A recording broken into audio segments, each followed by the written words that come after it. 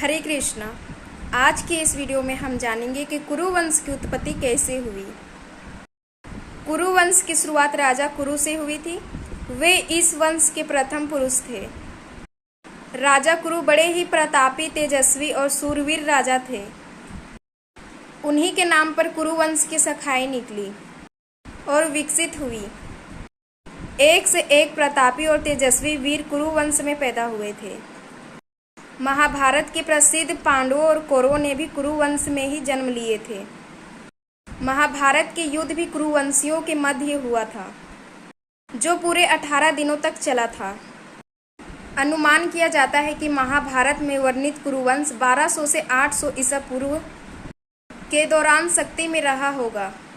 पौराणिक मान्यताओं को देखें तो पता लगता है कि पांडव अर्जुन के पोते, अभिमन्यु के पुत्र परीक्षित और महापदानंद का काल 382 ईसा पूर्व ठहरता है। कुरु कौन थे और उनका जन्म किसके द्वारा और कैसे हुआ था? इन प्रश्नों पर वेद व्यास ने महाभारत पर प्रकाश डाला। कुरु वंश की कथा बड़ी ही रोचक और प्रेरणा देने वाली है, जो इस प्रकार है। अति प्राचीन काल में हस्तिनापुर में एक प्रतापी राजा राज्य करता था, जिनका नाम संवरण था।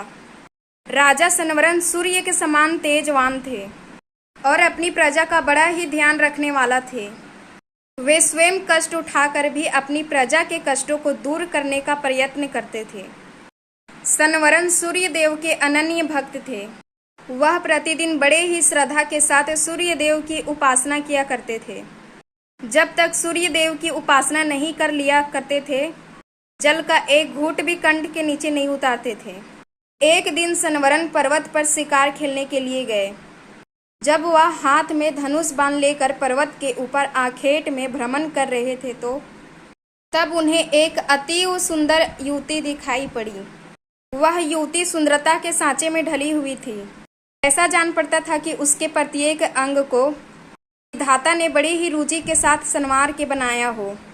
संवरण ने आज तक ऐसी सुंदर युवती नहीं देखी थी।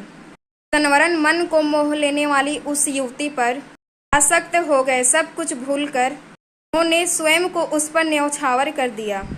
वह उस युवती के पास जाकर त्रिषित नेत्रों से देखते हुए बोले, अनवंगी, तुम कौन हो? तुम देवी हो, गंधर्व हो या किन्नरी हो? तुम्हें देखकर मेरा चित्त चंचल हो उठा। तुम मेरे साथ गंधर्व विवाह करके सुख भोग करो। किंतु उस युवती ने संवरण के बातों का कुछ उत्तर नहीं दिया। वह कुछ क्षणों तक संवरण की ओर देखती रही, फिर अदृश्य हो गई। युवती के अदृश्य हो जाने पर संवरण अत्यधिक व्याकुल हो गए। वह धनुष बाण फेंककर उन्मत्तों की भांति विलाप करने लगी। सुंदरी, तुम कहाँ चल गई? जिस प्रकार सूर्य के बिना कमल मुरझा जाता है और जिस प्रकार जल के बिना पौधा सूख जाता है, उसी प्रकार तुम्हारे बिना मैं जीवित नहीं रह सकता। तुम्हारे सौंदर्य ने मेरे मन को चुरा लिया है। तुम प्रकट होकर मुझे बताओ, तुम कौन हो और मैं तुम्हें किस प्रकार पा सकता हूँ? संवरण की ऐसी अवस्था और व्याकुलता से वह युवती पुनः प्रकट हुई। वह संवरण की ओर देखते हुए बोली, राजन, मैं स्वयं आप पर मुग्ध हूँ, किंतु मैं अपने पिता के आज्ञा के वश में हूँ। मैं सूर्य देव की छोटी पुत्री तप्ती हूँ। जब तक मेरे पिता आज्ञा नहीं देंगे, मैं आपके साथ विवाह नहीं कर सकती। यदि आपको मुझे पाना है तो मेरे पिता को प्रसन्न कीजिए। वह युवती अपनी कथन को समाप्त करते हुए पुनः अदृश्य हो गई। संवरण पुनः उन्मत्तों की भांति विलाप करने लगे। वह आकुलित होकर पृथ्वी पर गिर गए और तप्ती तप्ती के पुकार से पर्वत को ध्वनित करने लगे। संवरण तप्ती को पुकारते पुकारते धरती पर गिरकर बेहोश हो गए। जब उनकी चेतना वापस आई तो पुनः उन्हें तप्ती स्मरण हो आई। उन्हें तप्ती का वह कथन भी स्मरण हुआ कि यदि मुझे पाना चाहते हो तो मेरे पिता सूर्य देव को प्रसन्न कीजिए। उनकी आज्ञा के बिना मैं आपसे विवाह नहीं कर सकती। संवरण के अंग में विद्युत की तरंग सी दौड़ उठी। वह मन ही मन सोचने लगे कि तप्ती को पाने के लिए सूर्य देव की आराधना करेंगे। उन्हें प्रसन्न करने में सब कुछ भूल जाएंगे। और संवरण ने सूर्य देव की आराधना करना स्टार्ट कर दिया। धीरे धीरे सालों बीत गए। संवरण तप करते रहे। अंत में सूर्य देव के मन में संवरण के प्रति परीक्षा लेने का विचार उत्पन्न हुआ। रात्रि का समय था, चारों ओर सन्नाटा छाया हुआ था। सनवरन नेत्र बंद किए हुए ध्यान की मुद्रा में विराजमान थे। सहसा उनके कानों में किसी की आवाज आई, सनवरन तू यहाँ तप करने में संलग्न है, तेरी राजधानी अग्नि में जल रही है। यह कथन सुनने पर भी सनवरन चुपचाप अपनी जगह पर बैठे रहे। उनके मन में रंच मात्र भी दुख पैदा नहीं हुआ। उनके कानों में पुनः दूसरी आवाज सुनाई दी, सनवरन तेरे कुटुंब के सारे लोग जल के मर गए। किंतु फिर भी राजा सनवरन हिमालय के समान दृढ़ होकर अपने स्थान पर ही जमे रहे। उनके कानों में पुनः तीसरी बार कंठ स्वर सुनाई पड़ा, सनवरन तेरी प्रजा अकाल के अग्नि में जलकर भस्म हो रही है। तेरे नाम को सुनकर लोग थू थू कर रहे हैं।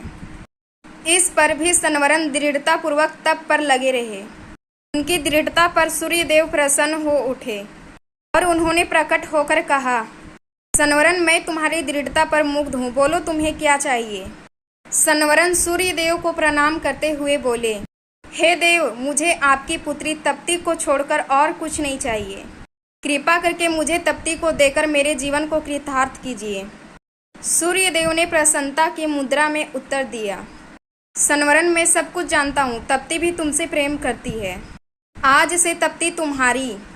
सूर्यदेव ने अपनी पुत्री तप्ती का सनवरन के साथ विधिवत विवाह कर दिया। सनवरन तप्ती को लेकर उसी पर्वत में रहने लगे और पत्नी को प्राप्त करने के बाद राग रंग में अपनी प्रजा को भूल गए। विवाह के बाद सनवरन भोग विलास में डूब गए और दूसरी ओर उनके राज्य में भीषण अकाल पैदा हुआ। धरती सूख गई, कुएं, तालाब, पेड़ पौधे भी सूख गए। प्रजा भूखे मरने लगी। लोग राज्य को छोड़कर दूसरे राज्य में जाने लगे। किसी देश का राजा जब राग रंग में डूब जाता है तो उनकी प्रजा का यही हाल होता है। राजा सनवरन का मंत्री बड़ा बुद्धिमान था। वह सनवरन का पता लगाने के लिए निकल पड़ा। वह घूमता घामता उसी पर्वत पर आ पहुंचा जिस पर सनवरन तप्ती के साथ निवास करता था। सनवरन के साथ तप्ती को देखकर बुद्धिमान मंत्री समझ गया कि उसका राजा स्त्री के सौंदर्य जाल में फंसा हुआ है। मंत्री ने बड़े ही बुद्धिमानी के साथ काम किया। उसने सनवरन को वासना के जाल से छुड़ाने के लिए अकाल के अग्नि में जलते हुए मनुष्यों के चित्र बनवाए। वह उन चित्रों को लेकर सनवरन के सामने उपस्थित हुआ। उसने सनवरन से कहा, महाराज, मैं आपको एक चित्रों की पुस्तक भेंट करना चाहता हूँ। सनवरन के मंत्री ने चित्रों का वह पुस्तक सनवरन की ओर बढ़ा दी। सनवरन पुस्तकों के पृष्ठों को उलट पलट कर देखने लगे। किसी पृष्ठ में मनुष्य पेड़ों के पत्ते को खा रहे थे, किसी पृष्ठ में माताएं अपनी बच्चों को कुएं में फेंक रही थी, किसी पृष्ठ में भूखे मनुष्य जानवरों के कच्चा मांस खा रहे थे, किसी पृष्ठ में प्यासे मनुष्य हाथों में कीचड़ को लेकर चाट रहे थे। सनवरन चित्रों को देखकर गंभीरता के साथ बोला, यह किस राजा के राज्य के प्रजा के दृश्य हैं। मंत्री ने बहुत ही धीमे और प्रभावपूर्वक स्वर में उत्तर दिया, उस राजा का नाम सनवरन है। यह सुनकर सनवरन चकित हो उठा। वह विस्मय भरी दृष्टि से मंत्री के ओर देखने लगा। मंत्री पुनः अपने ढंग से बोला, मैं सच कह रहा हूँ महाराज, यह आपकी ही प्रजा का दृश्य है।